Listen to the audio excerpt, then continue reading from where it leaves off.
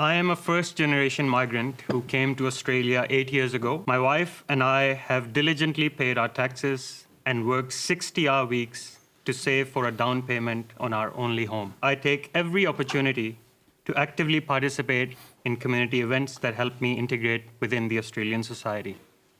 How have I created a housing crisis in Australia? When the leaders of this country make populist and simplistic statements like slashing migration is going to simply resolve the housing crisis, it is going to have a very long-term implication in regards to how migrants are feeling in the country, and I think it's going to essentially create polarization in the wider Australian society. Reducing migration to try and solve a housing problem, to me, flips things around.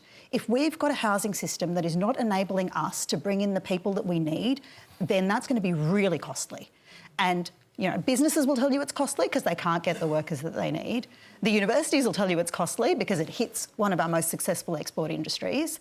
The care sector will tell you it's costly because it affects our aged care workforce, our childcare workforce.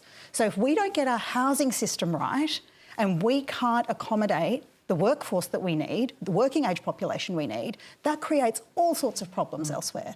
So even a reduction such as what the Coalition's proposed of 25,000 in terms of our skilled migration, we've calculated that would cost us more than $200 billion over 30 years. And that's because migrants pay more in tax than they take in services. And so we can do it. We can cut migration, but we shouldn't pretend like that isn't a very costly way to go about solving a housing problem when actually the source of the problem is our failure to build enough houses for the population we always knew we were going to have by this point.